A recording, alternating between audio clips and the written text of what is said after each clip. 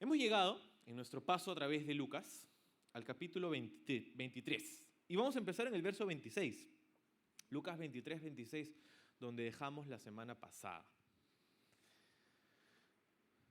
Vamos a leerlo y luego lo consideramos. Dice, cuando ellos se llevaban a Jesús, sucedió que un hombre llamado Simón, que era de Cirene, venía del campo.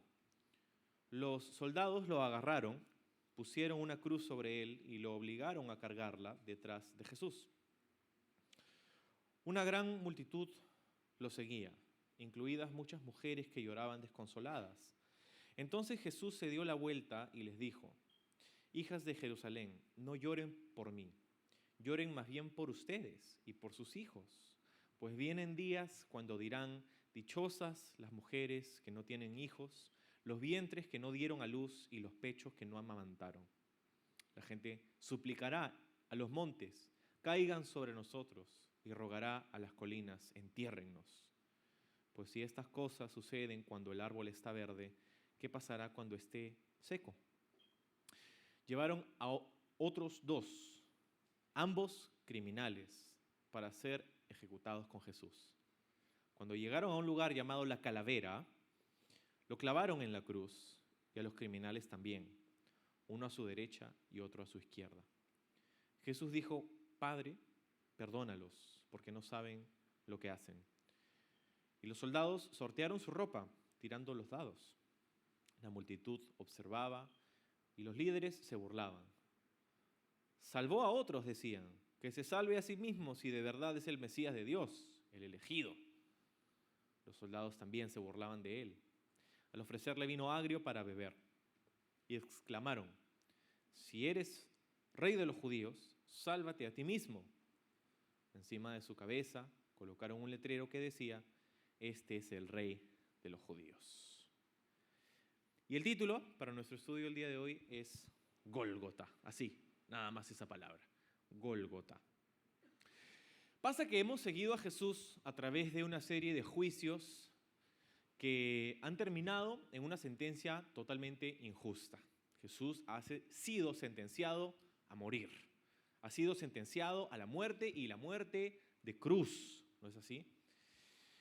Y vemos que las últimas 12 horas de la vida de Jesús previas a su crucifixión han sido muy alborotadas, han sido 12 horas muy vertiginosas. Acuérdate conmigo, Jesús ha celebrado esa noche anterior la Pascua con sus discípulos, la última cena, después de lo cual sale hacia el Monte de los Olivos, esa madrugada para orar. En ese lugar, sus discípulos estaban con mucho sueño, era medio de la noche, y Jesús oraba y oraba. Tanto así, y tanto era el estrés emocional que sentía por lo que estaba a punto de suceder, que la Biblia nos narra que Jesús comenzó a sudar lo que parecía sangre. En otras palabras, una condición que es rara vez registrada, que tiene de hecho un nombre, ¿no? Un nombre que algunos le han puesto, un nombre científico es hematidrosis, ¿no? Y es básicamente la ruptura de esos vasos capilares en tu frente por el estrés y la presión, tanto que verdaderamente parece que estuviera sudando sangre. Entonces, posterior a eso, es encontrado en ese monte, el Monte de los Olivos, por una turba de soldados romanos y los líderes judíos.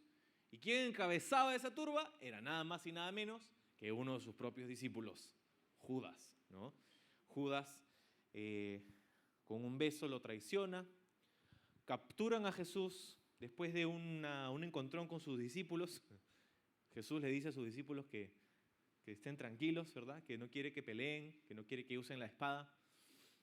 Y finalmente enmarrocan a Jesús y lo llevan a una serie de juicios que ya hemos dicho y hemos visto las 2 semanas pasadas, 2 fases de los juicios de Jesús. Los primeros 3 ante instancias religiosas con los judíos y los últimos 3 ante instancias civiles con los romanos. Jesús ha sido juzgado un total de 6 veces, primero con Anás, luego con Caifás y luego al amanecer con el Sanedrín. Luego es llevado donde Pilato para su cuarto juicio, Pilato lo lleva donde Herodes Antipas y Herodes Antipas lo regresa donde Pilato, donde finalmente es sentenciado por él ante la presión de la gente. Eso es lo que ha pasado hasta ahora. Pilato lo ha sentenciado a morir, podríamos decir contra su propia voluntad, no para excusar a Pilato de responsabilidad, sino porque sabemos que ha habido un encuentro, ha habido un intercambio entre la multitud que gritaba, no, crucifícalo, no queremos a este hombre, queremos que lo crucifiques, queremos matarlo, queremos que ustedes lo ejecuten. Y entonces piden que liberen a otro en su lugar, que sería Barrabás, ¿no? Barrabás, el criminal, el que sí era subversivo, el que sí era asesino, el que merecía esa condena y ese juicio. Pero Barrabás sale libre porque Jesús tomó su lugar. La semana pasada decíamos que Barrabás es un tipo, ¿verdad? Es una sombra de nosotros, los que somos culpables, los que hemos roto la ley de Dios, los que hemos transgredido, pero que gracias al sacrificio de Jesús, quien tomó nuestro lugar en la cruz, podemos nosotros salir libres. Ese es el mensaje del Evangelio, como dirían en inglés, en una nuececita, en una nutshell, ¿no? Es el mensaje del Evangelio en resumen, en esencia. La historia de Barrabás es el mensaje del Evangelio. El inocente por los culpables, el justo por los pecadores. Entonces, presidiendo todo eso tienes a Pilato. Pilato, que la semana pasada leíamos, ¿no? el desenlace con Pilato, y yo me quedé pensando esta semana, ¿no? Porque Pilato ha tenido que pelear en contra de muchas voces para lograr finalmente decidir lo que decidió. Peleó en contra de la voz de su esposa, por ejemplo, que le dijo ese día, oye, acabo de soñar unas cosas muy perturbadoras y no quiero que tengas nada que ver con este Jesús, con esta persona que es justa, este hombre justo. Déjalo ir, no tengas nada que ver con él. Así le dijo su esposa. Y Pilato tuvo que pelear en contra de la voz de su esposa. Tuvo que descartar también la voz de su propia conciencia. Porque, ¿te acuerdas? Lo leíamos en los versos más arriba.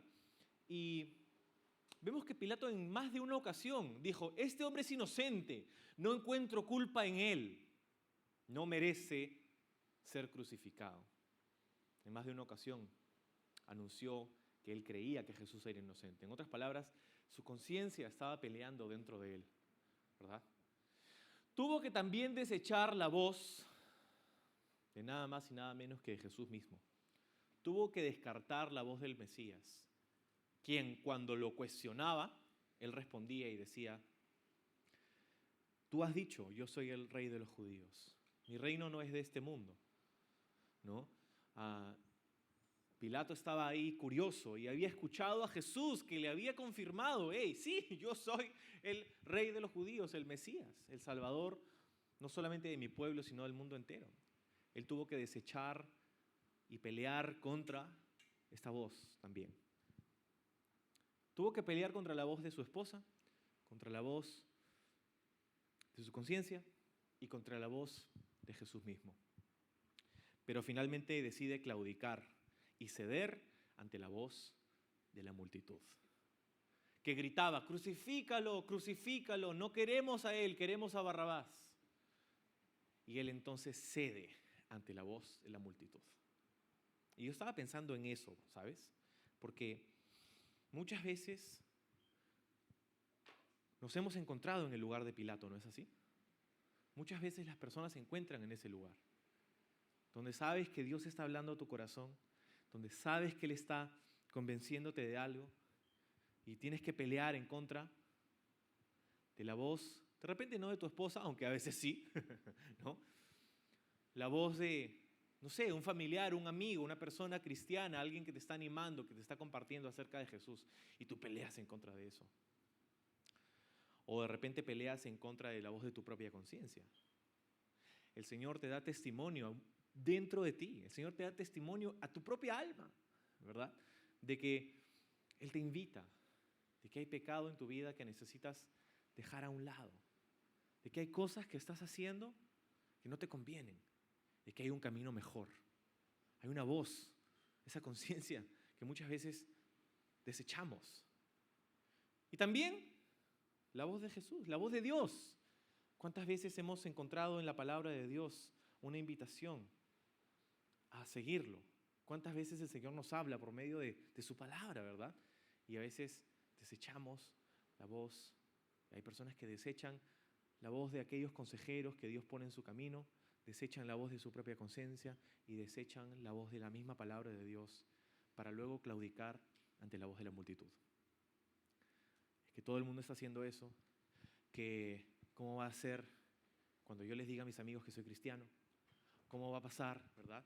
Y entonces tememos más por la aprobación de la multitud que hacer lo correcto ante los ojos de Dios. Entonces el caso de Pilato es un caso que es extrañamente familiar para cada uno de nosotros, ¿verdad? Porque muchas veces nos hemos encontrado en el mismo lugar. Quizá el efecto no ha sido tan dramático como cuando Pilato decidió ejecutar a Jesús, pero ciertamente podría serlo para nosotros. Podría serlo, podría que nos perdamos de algún plan bueno de Dios para nuestra vida porque decidimos prestarle atención a la multitud. Bueno, independientemente de todo ello, Pilato toma la decisión y ahora se encuentra Jesús en la fortaleza de Antonia, así se le llamaba, el Pretorio. Hay una foto por ahí, no sé si la pueden poner. Hay una foto que es una réplica, digamos, de este lugar en el que Jesús se hubiera encontrado preso, ¿no? Y desde ese lugar va a ser llevado hacia el lugar de la crucifixión, hacia el lugar de la crucifixión. Entonces, no está la foto, pero te puedes imaginar. Ahí está, esa no es. Es la foto de la fortaleza, ¿no? Esa es la foto, gracias. Entonces, tienes la foto de la fortaleza ahí, donde Jesús está capturado por horas durante esa madrugada y esa mañana. Desde ese lugar va a ser entregado a la custodia de 4 soldados romanos, como siempre era cuando condenaban a una persona a la crucifixión. Estos 4 soldados romanos van a iniciar una procesión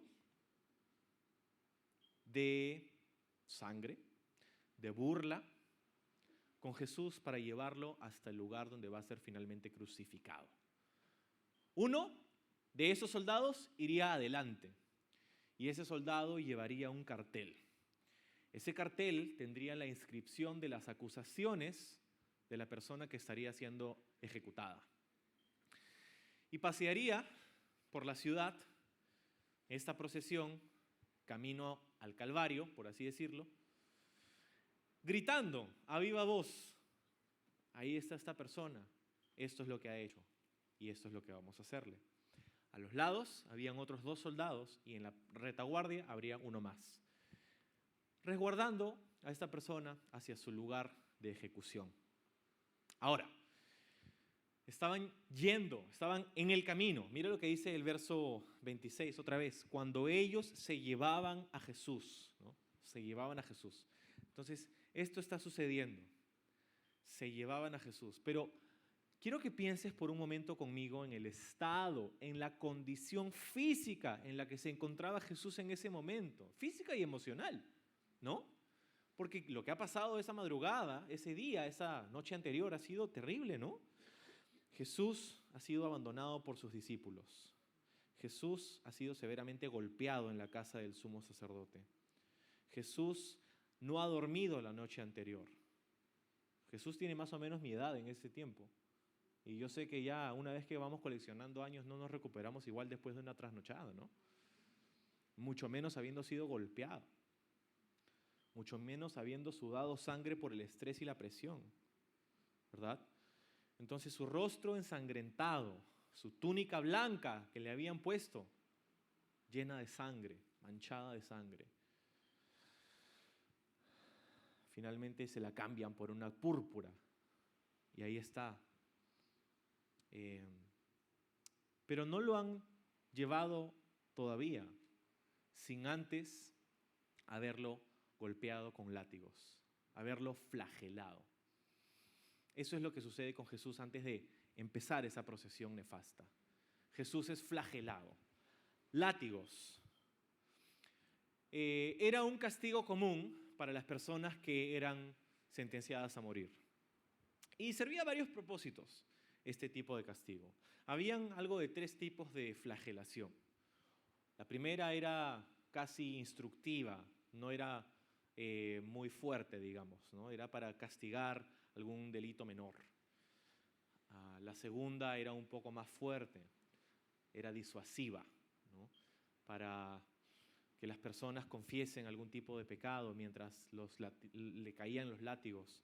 Las personas clamarían por misericordia y confesarían muchas veces para poder parar el dolor de los latigazos.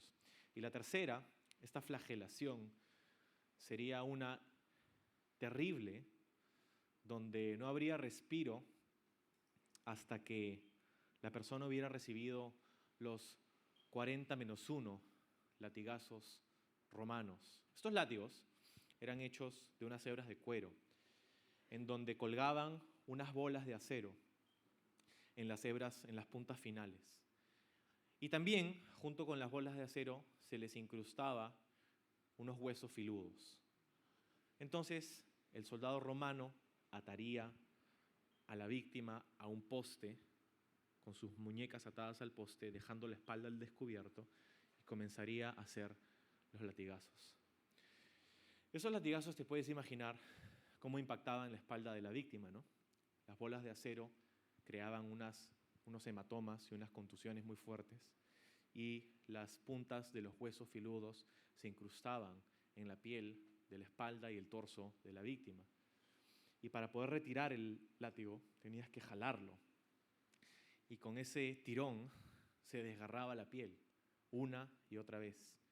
Hay historiadores del primer siglo, como Josefo, por ejemplo, que nos dice que era típico ver a los que eran víctimas de este tipo de flagelación, que sus espaldas quedaban no solamente al rojo vivo, sino que también se podían ver hasta sus órganos internos, porque esos látigos rompían a través de la epidermis, la dermis, el tejido subcutáneo, la musculatura, y dejaba expuestos a veces los órganos internos, como los riñones o el hígado. Es una cuestión increíblemente dolorosa. Muchos que eran flagelados de esta manera no sobrevivían y morían en el acto. Y a veces los mismos soldados romanos ponían punto antes de terminar los látigos, porque estaban ellos cansados de propinar estos latigazos, imagínate. Entonces, era una cuestión horrible lo que estaba pasando, lo que había pasado Jesús hasta este punto, ¿ok? Una cuestión inimaginable. En esa condición, nos dice Lucas aquí en el verso 26, llevan a Jesús hacia el lugar de su crucifixión. ¿Te puedes imaginar caminar? Y son más o menos 3 kilómetros.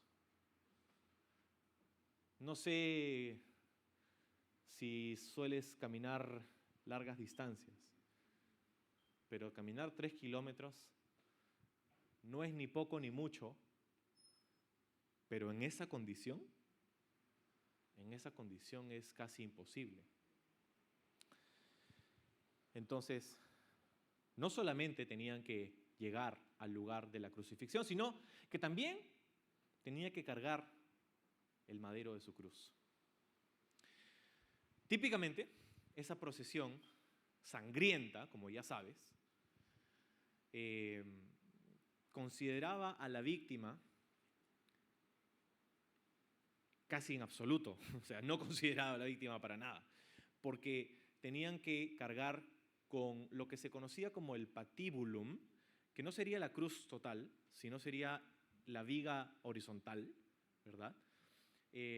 La parte vertical de la cruz estaría incrustada en la tierra, sería inamovible. Y cuando servía un mismo poste para muchas crucifixiones, ponían uno, sacaban otro, ponían uno, sacaban otro. El peso total de la cruz era aproximadamente de 130 kilogramos, pero solo el madero o el patíbulum que cargaban las víctimas de la ejecución pesaba entre 35 a 55 kilogramos. Entonces, eso es lo que tenía que cargar Jesús en el estado en el que ya sabes que se encontraba. Era evidente que le era imposible, que no podía. Y es por eso que en medio del tumulto, los soldados romanos le piden a una persona que lo ayude. Le piden a una persona que lo ayude. Pasa que en esos días, Roma había pasado una ley que facultaba a los soldados romanos de intervenir a las personas que se encontraban alrededor para pedirles que los ayuden a los soldados en algún quehacer o en alguna necesidad. Por ejemplo, si estaban llevando cargas y necesitaban ayuda, los soldados romanos podían pedirle legalmente a cualquier persona que deje todo lo que estaba haciendo en ese instante para poder seguir sus órdenes y llevar su carga hasta una milla. Legítimamente podían hasta una milla. ¿Okay? De hecho, Jesús, cuando explicó esto a sus discípulos, le dijo, si alguien te pide que lleves una carga, no le lleves una milla, sino da una segunda milla, hasta una segunda milla. El concepto de dar la milla extra viene de acá, de esto. Entonces, en medio de esta procesión hay mujeres que están llorando, sollozando. ¿Quiénes eran estas mujeres que describe el versículo 27? No sabemos. Pero dice, una gran multitud lo seguía, incluidas muchas mujeres que lloraban desconsoladas, ¿no? Entonces, puede ser que estas eran seguidoras de Jesús también. Puede ser que estas mujeres eran, no era poco común en esos días tener personas que lloraban, ese era su trabajo, ¿no? Llorar ante funerales. Puede ser que simplemente eran personas que no podían resistir el choque de ver a una persona en esa condición, ¿verdad? Simplemente personas que estaban ahí, llorando. Y Jesús va a hablarles a ellas en un momento, pero quiero pintarte esta escena en tu mente, pues, para que entiendas lo que está pasando con este personaje que se llama Simón de Cirene. ¿Okay? Cirene, aparentemente, es una ciudad en el norte de África, en lo que hoy día sería Trípoli, en Libia. Entonces, Cirene está más o menos a unos 1.300 kilómetros de distancia de Jerusalén, muy lejos. Pero esta persona, originaria de este lugar, estaba en este lugar en Jerusalén. Simón es un nombre hebreo, lo que quiere decir, posiblemente, es que este era un hombre judío que había nacido en la diáspora, en otras palabras, en el exilio, no había crecido ni nacido en Jerusalén, pero su herencia, su etnicidad, ¿no? Y su religión eran judíos. Y como cientos de miles cada año, había venido a Jerusalén para celebrar la Pascua. Entonces, sé que estamos saltando algunas conclusiones y estamos presumiendo algunas cosas, pero sígueme por un momento en esas presunciones. O sea, imagínate a Simón de Cirene, ha tenido que viajar 1.300 kilómetros de distancia con su familia. Marcos nos dice en el Evangelio de Marcos que él era padre de un tal Alejandro y un tal Rufo. Entonces, Simón tenía 2 hijos, posiblemente una esposa, aunque no se la menciona a ella, pero posiblemente tenía su esposa. Entonces, habían tenido que viajar. Eran sus vacaciones anuales. Se habían ido a Jerusalén. Han pasado semanas, sino hasta un par de meses, por la distancia, en la carretera, en el camino, con la expectativa, con la alegría, con el gozo de saber que ese año celebrarían la Pascua en Jerusalén, en la capital, ¿no? ¡Qué emoción! ¿No? Han hecho planes, han reservado sus Airbnbs, han hecho sus tours gastronómicos, ¿no? De todo lo que iban a hacer durante su estadía en Jerusalén. Dice que vino del campo. En otras palabras, estaba quedándose en las aldeas aledañas, no en la misma ciudad de Jerusalén. Entonces, es un foráneo, no es un local, que está ahí para celebrar la Pascua. Que de pronto, entrando a la ciudad de Jerusalén o saliendo de, no lo sé, pero en el camino, escucha el llanto, el tumulto, el alboroto. Y si Simón de Cirene era como tú y como yo en algo, ¿qué hacemos cuando estamos ahí de repente en la carretera y hay un trágico accidente? ¿No? Oramos de repente, Señor, ¿no? y bajamos la velocidad, ¿no? Para orar un poco más, ¿no? Y también mirar lo que ha pasado, ¿no? Miramos. Y cuando ya nos están reventando el claxon atrás, ya recién ahí salimos, ¿no? Después de que hemos sapeado todo lo que hemos podido, ¿no? ¿Por qué seremos así? No lo sé. El morbo, ¿no? Bueno, si Simón era como cualquiera de nosotros, probablemente le hubiera causado curiosidad, ¿no? Lo que estaba pasando. ¿Qué está pasando? Quiero ir un ratito a ver qué estaba pasando. Entonces ahí estaba. Era el día de la celebración de la Pascua, entonces el tiempo no era no tenía mucho tiempo, que digamos. Su familia probablemente lo estaba esperando. No sé si de repente había ido al mercado a comprar algunas cosas finales, ¿no? Pero dice, oye, ¿qué ha pasado? Entonces ahí está investigando Simón, ¿no? Está investigando. Su esposa le está mandando unos WhatsApp seguramente en este momento, ¿no? Simón, ¿dónde estás? Ya tienes que venir, compraste las cosas, vamos, es hora de... No, es que no sabes lo que ha pasado, le está diciendo un audio, le está mandando por WhatsApp, ¿no? Mira lo que está... Escucha, ¿no? Entonces está ahí, entonces, wow, una cosa increíble. Simón,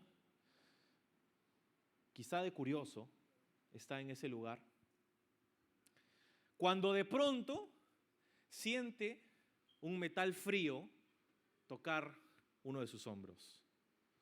Cuando alza la mirada, es un soldado romano sobre su caballo, tocándolo con su espada o con su lanza. Lo que era evidente es que este soldado romano estaba ejercitando su derecho de pedirle que deje todo y que obedezca sus órdenes. Y sus órdenes serían: lleva la cruz de esta persona. Lleva el madero de esta persona hacia el lugar de la crucifixión. ¿Qué hubiéramos hecho nosotros, no? Ay, ¿por qué me quedé, no? La curiosidad mató al gato, dice el dicho, ¿no? Ahora mi esposa va a estar asada conmigo, mis hijos van a estar renegando porque tienen hambre. ¿Qué le voy a decir a mi esposa, verdad? Vamos a estar tarde para la Pascua. ¿Qué vamos a estar tarde para la Pascua? Ya no puedes celebrar la Pascua porque te has contaminado ceremonialmente. Tus planes de vacación se fueron al tacho. Bueno, no le queda otra, pues, porque no puede renunciar, tiene que obedecer. Carga el madero, carga la cruz detrás de Jesús y lo sigue hacia el lugar del Calvario. ¿Qué imagen poética de lo que Jesús explicaba a sus discípulos sobre lo que significa ser un seguidor de Jesús. Muchas veces nosotros nos hemos hecho la idea de que seguir a Jesús, ser cristiano, ser un discípulo, es X o Y cosas, ¿verdad? Que hacemos, que decimos. Pero no sé si es hora de hacer una reevaluación en nuestra mente, en nuestro corazón, de lo que significa seguir a Jesús. Porque Él dijo, y cito, si alguno quiere ser mi discípulo, debe negarse a sí mismo, tomar su cruz todos los días y seguirme. Y en efecto, el único que podía decir que había hecho eso literalmente en toda la historia de la humanidad sería Simón de Cirene. Eso es lo que significa seguir a Jesús. Eso es lo que significa ser cristiano.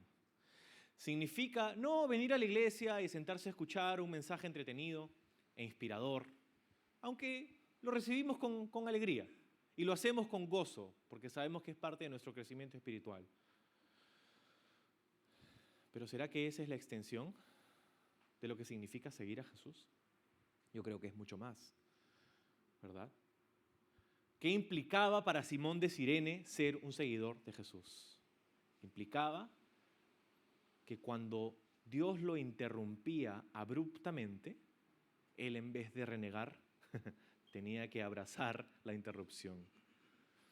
Significaba que cuando sus planes cambiaran sin previo aviso, que cuando su propio camino se interpusiera con el camino de la voluntad de Dios, él escogiera la voluntad de Dios. ¿Qué implicaba? Implicaba que Simón tenía que pasar a través de ese camino marcado por sangre, burla y vituperio. Y no sé por qué nosotros nos hemos hecho la idea de que seguir a Jesús es menos sangriento de eso. Nos hemos hecho la idea de que seguir a Jesús es un proceso medio esterilizado, ¿verdad? Ay, es que estoy en mi proceso, decimos. Estoy en mi proceso. Yo entiendo que todos estamos en un proceso, en un viaje, en un camino. Lo entiendo. Pero ¿te das cuenta de qué se trata ese proceso? Ese proceso se trata de dejarlo todo para seguir a Jesús. Ese proceso se trata de dejarte incomodar por Dios, de cambiar tu vida totalmente para seguir lo que Jesús quiere para ti. Amigos, ese es el proceso. El proceso de ser un cristiano no es sacar lo mejor que hay en ti, no es sacar el campeón que tienes dentro, no es dejar de sufrir, no es dar tu ofrenda para que Dios te bendiga y la multiplique. El camino del cristiano, el camino del seguidor de Jesús, es un camino de negación y de perseguir la voluntad de Dios. La vena de nuestra existencia como seguidores de Jesús es el camino al Calvario. El camino al Calvario. Entonces sí, es una imagen muy reveladora, de mucha instrucción para nosotros, ¿verdad? Simón de Cirene. Una última cosa antes de pasar adelante con el tema de Simón de Cirene, es que hay evidencias en la Biblia y de hecho una rica tradición de la iglesia que nos dice que Simón de Cirene, de hecho posterior a estos eventos, se convirtió en discípulo de Jesús.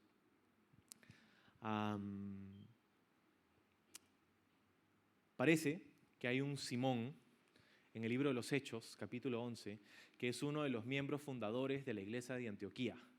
La iglesia de Antioquía es la iglesia que enviaría a Pablo a sus viajes misioneros. Y ahí había un tal Simón, que algunos posiblemente ubican como este Simón de Cirene.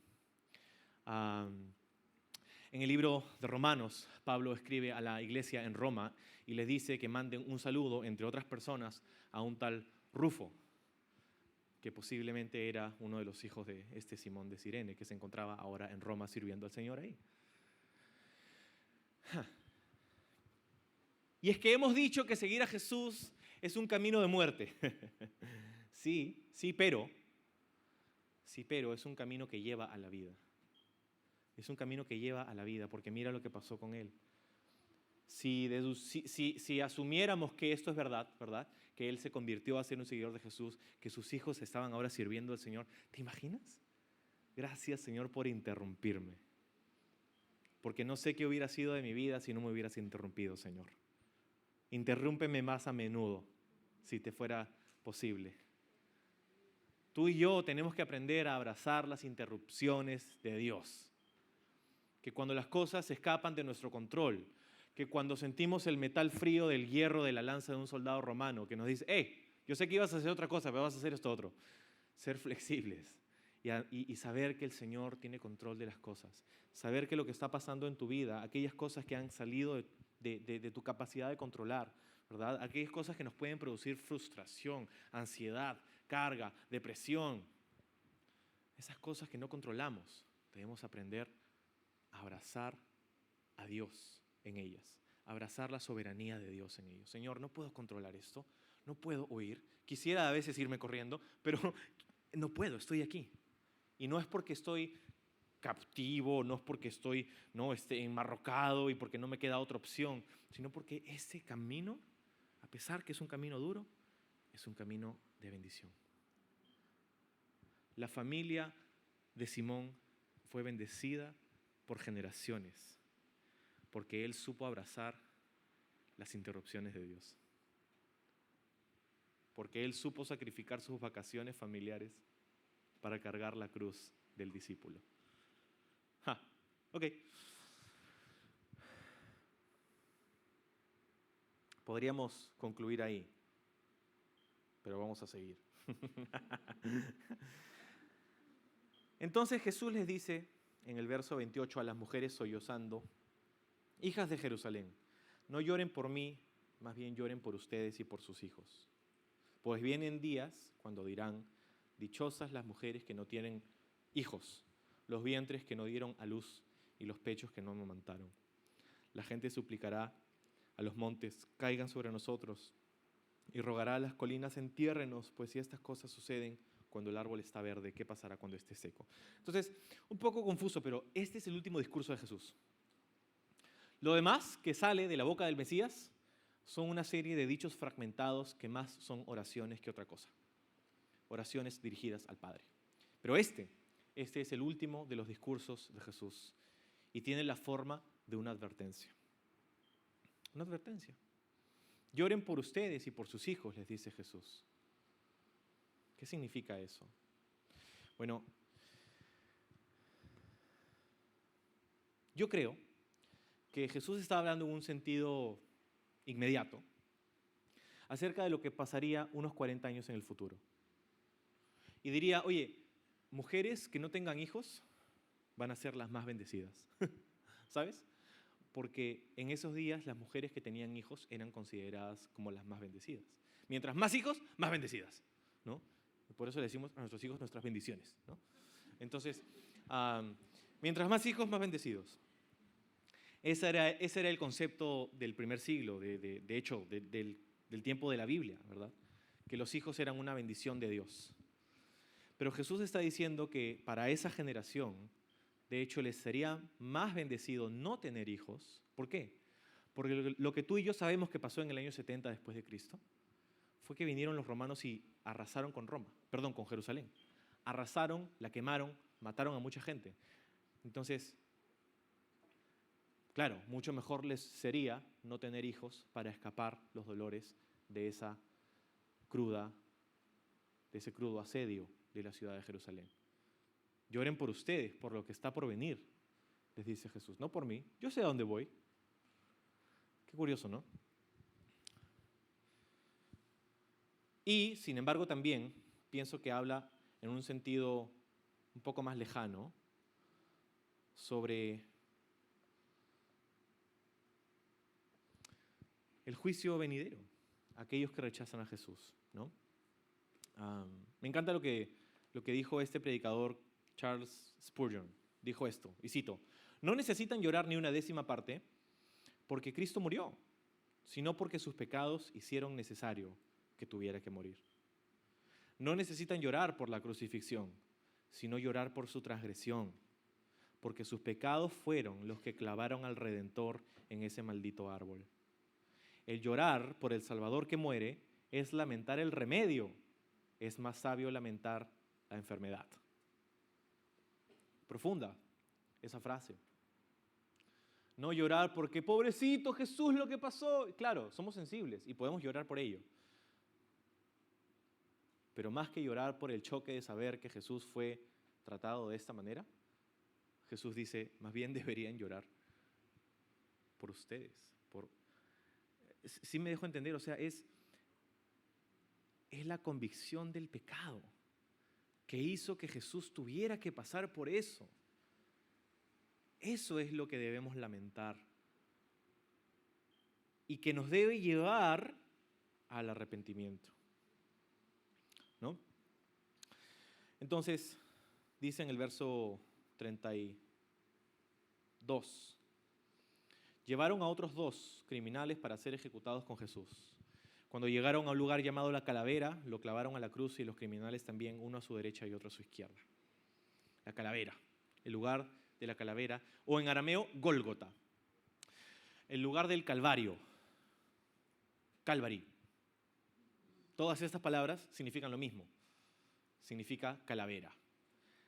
Este lugar, esta es una foto reciente de ese lugar, que creemos que es el lugar de la calavera, y se llamaba Gólgota o Calvario, no porque hubieran calaveras, sino porque esta montaña o esta formación rocosa tenía la aparente figura de una calavera, No sé si la ves, ¿no? Pero ahí tienes, ¿no?, los ojitos, la nariz, la boca. Entonces, algunos lo han visto ya, ¿no? Pero ese lugar, el Gólgota, sería el lugar donde los romanos ejecutarían a las personas que condenaban a la muerte. Ahora, en nuestra mente, no sé si te ha pasado a ti, pero a mí me pasaba que yo me imaginaba la crucifixión y veía las películas, ¿no? Y decía como, eso sí, algo lejano, en una montaña de unos 1000 metros sobre el nivel del mar, ¿no? Así, súper lejos, ¿no? La cruz que parecía así más que uno de esos dijes que te pones en el pecho a lo lejos, ¿no?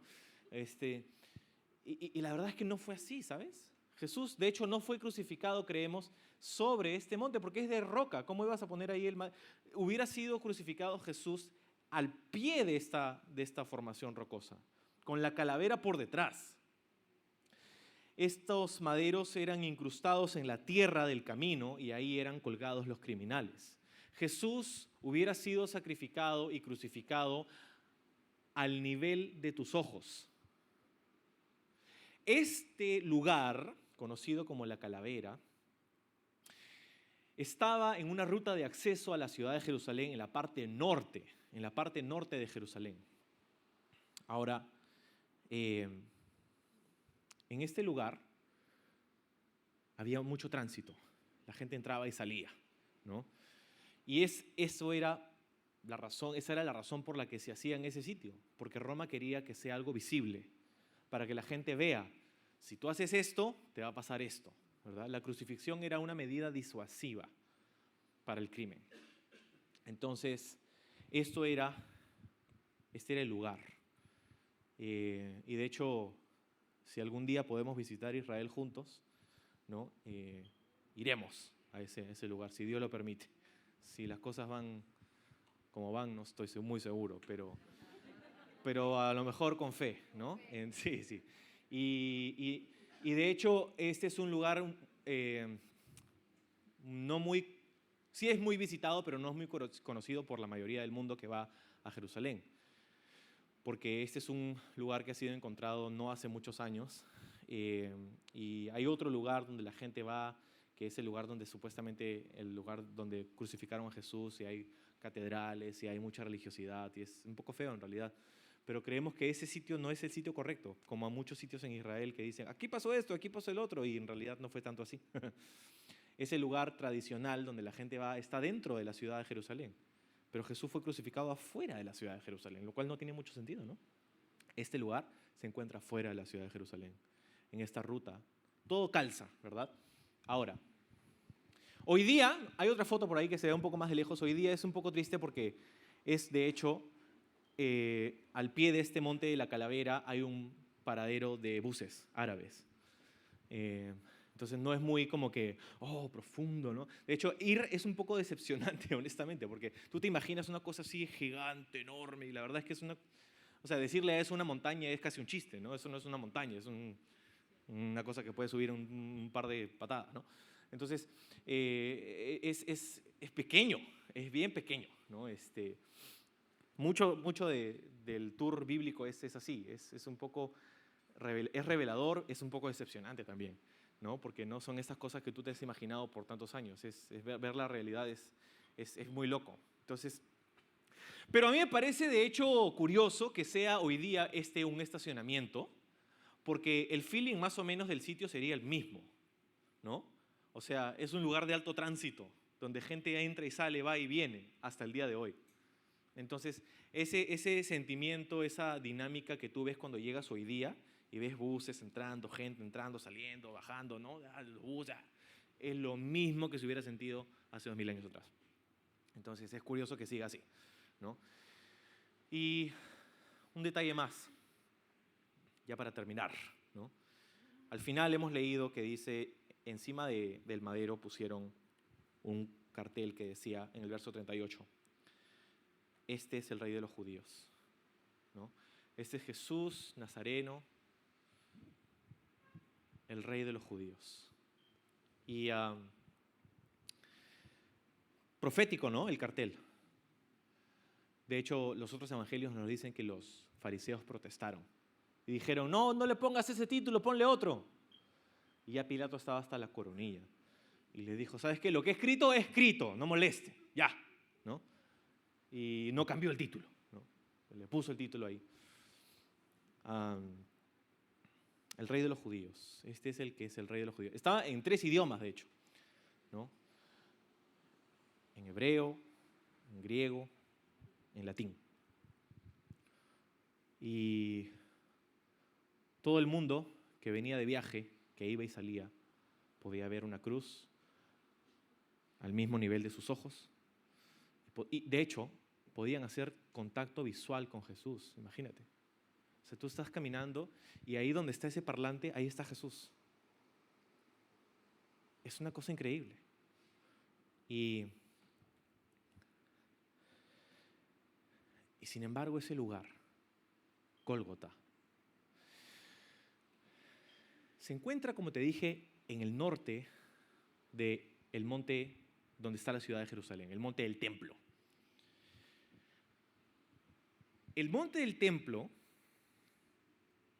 donde está el templo de los judíos, si tú sigues hacia el norte, en el mismo monte, subes, te elevas un poco más, y es curioso porque algunos dicen que la elevación del Gólgota es 777 metros sobre el nivel del mar.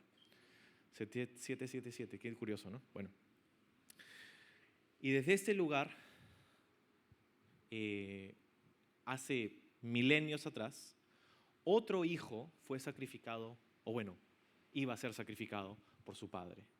Este monte también sería conocido como el monte Moriah. El monte Moriah te puede sonar familiar porque es el monte donde Dios le dijo a Abraham que lleve a Isaac. Y le dijo en Génesis capítulo 22, vas a llevar a tu hijo, sí, tu único hijo, aquel al que amas, y lo vas a sacrificar allí en el monte. Abraham, con el pesar de su corazón, lleva a su hijo Isaac a ese monte. Isaac no tenía 5 o 6 años, por si acaso. Era un hombre hecho y derecho. Aproximadamente 30 años tenía Isaac en ese día. Más o menos la misma edad de Jesús. Y ahí estaba Abraham a punto de sacrificar a Isaac cuando Dios lo detiene. Y le dice, no lo hagas.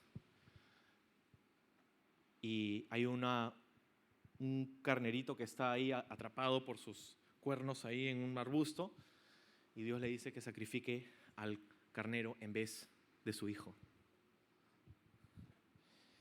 Y en ese mismo lugar, el monte Moriah, que sería el lugar conocido como la calavera, el Calvario, Gólgota, en ese lugar fue casi sacrificado el hijo amado de su padre, que terminó no siendo sacrificado porque un sustituto murió en su lugar. Y, ¿sabes?